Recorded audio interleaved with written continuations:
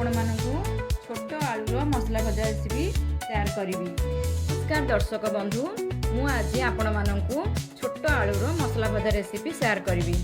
आपण माने विभिन्न प्रकार मसला रेसिपी आलूर खाइथिबे, किंतु मु केमिति घरे बनाए एही रेसिपी मु शेयर करिछि। तो चलंतु वीडियोटी को फुल वॉच करंतु। मु एथिरे सब ट्रिक्स देइछि। एही प्रोसेस रे आपण माने थरे बनांतु आ अनुभूति किपर रहिला मते जणांतु।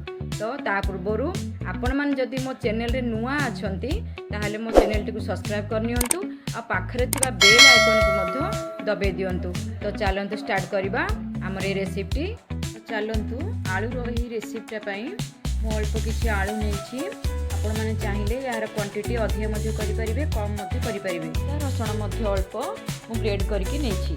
एहा सहित दुईटी मीडियम साइज रो पियाज नेछि, टमाटो दुईटी मध्य मीडियम साइज रो नेछि, लंका पाउडर, हल्दी पाउडर, गरम मसला ता सहित सोरिष मध्य अल्प किछि नेछि। सब छोट आलू को मु गोटा धोई सारिबा परे एहा को दुई फाळ करके मु एमति काटिछि। दुई फाळ करी काटिया द्वारा आमे तळे सिझेइबा सेतेबेले ए भितरे हमर लूण भलो भाबरे मिक्स हबो।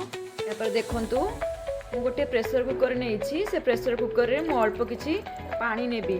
जेमती आलूटी आमर मु जेते क्वांटिटी नेछि सेई क्वांटिटी टू टिके आलू टू टिके क्वांटिटी ऊपर को मु पानी देबी। पानी दे सारिबा परे एथिरि मु गोटे बड़ चामच रे लूण नेबी। लूण देबा द्वारा आमर आलूटी माने भाजीबा बेले बहुत माने टेस्ट आसीबो। लूणटा आलू भितरे भिजिबो। आमे तेले सिझेइबा सेतरे लूणटी आलू भितरे भिजिबो। एथरो मु काटिकी रखिथिबा आलू सब एथिरे मु सिझेया पई सब देबी। दे सारिबा परे एथरो प्रेशर कुकर रो कवर कर नेबा। प्रेशर कुकर कवर कर सारिबा परे हमकु मीडियम फ्लेम रे ही एहाकू दुईटा सीटी देबाकू पड़िबो। दुईटा सीटी देले ही आलूटी हमर भलो भाबरे सिझिबो। दुईटा सीटी हे सारिबा परे आमे एथरो एहाकू गोटे छणा साहाय्य रे पानी गरम पानी टिक बाहर कर नै सारिबा परे आमे एथरो प्लेट को गोटे आलू टिक सब बाहर कर नेबा। एहाकू एथरो गोटे प्लेट को बाहर कर नेबा। एहाकू थाली को बाहर कर नै सारिबा परे ए सब माने आलू हमर भल भाबरे सिझि जाईछि। एथिरे आमे एथरो कोन करबा, एहर सब चोपा को आमे छड़े नेबा। देखंतु मु केम चोपा छड़ेछि। एहर चोपा को सब छड़े नेबा। चोपा छड़ेले ही ए आलू मसला भजाटर टेस्ट बहुत भल आसीबो। देखंतु मु सब आलू गुडी को चोपा छड़े नेछि। एहा परे आमे एथिरे किछि सोरिष तेल देकी एहा को भल भाबरे गोळे नेबा। सोरिष तेल देबा द्वारा हमर भजाटी बहुत भल टेस्ट आसे। परे आमे एथर गोटे गहरिया करेई नबा। करेईटी को टिके गरम होया पे समय देबा। देखंतु करेईटी एथर गरम ही आसिलानी। एथिरे मु 2 चामच पर्यंत टिके माने सोरिष तेल मु एथर नेबी। टी गरम हिसबिया परे एथिरे मु अल्प टिके सोरिष नेबी। सोरिष टिके फुटी आसिबा परे एथिरे मु पियाज अल्प नेबी। पियाज टिको मते भलो भाबरे भाजीबा को पड़िबो। एहा को 2 ରୁ 3 मिनिट पर्यंत मते प्राय भाजीबा को पड़िबो। जमती कि ब्राउन कलर हैला भली मते हेको भाजीबा को पड़िबो। देखंतु पियाजटा एथरो ब्राउन कलर हे सारलाणी। पियाज टिके भाजी हे आसीबा परे आमे एथिरे अदा रसुण पेस्ट अल्प देबा। अदा रसुण पेस्ट मध्य हमर पानी अंश जहा अदा रसुण रे थिबो, अदार जो स्मेलटा अछि अदा रसुण स्मेलटा गला पर्यंत हमके गोटे मिनिट टिके आमे हेको भाजी नेबा। अदा रसुण डी एथरो भाजी हे सारलाणी। भाजी हे सारिबा परे आमे एथरो एथिरे टमाटो अल्प किछि देबा। मु जा टमाटो काटिकी नेइथिली से टमाटो सब दे देबा।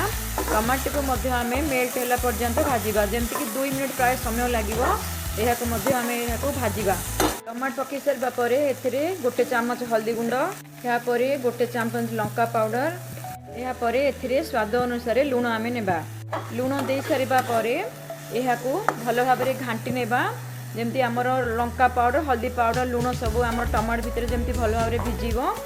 टमाटी मेल्ट होला पर्यंत आमु टिके याको भाजीबा। मसला पके सारिबा परे 2 मिनिट समय हे सारलाणी। टमाटी आमर एथरो मसला सहित मेल्ट हे सारलाणी। मसला हे सारिबा परे आमे बॉईल करके रखिथिबा आलू ए सब एथरे ऐड करबा। ऐड कर सारिबा परे एहाको आमे भलो भाबरे मसला सहित मिक्स करबा।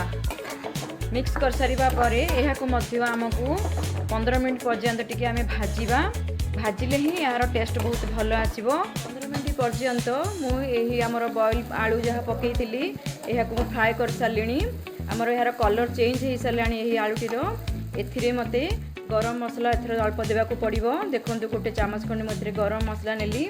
यापर एथिरे किछि धनिया पत्र मत देबा। धनिया पत्र देवा द्वारा मध्य आर स्मेलटी बहुत भल आसे। देखु एथर आमर गरम गरम आलू मसला भजा रेडी हो साराणी। यहाँ आपण मैंने भात सहित रुटी सहित खाई पारे। पखाड़ सहित खाइला मन तार मजा कुछ टी अलग ही रहिबो। तो यहाँ आपण एथर सर्व करी खाई पारे। गरम में खाइले तो आहरी बहुत भल टेस्ट आसे। तो आज रेसिपी एतिकी। पुणी नुआ रेसिपी नहीं आसबि। जय जगन्नाथ।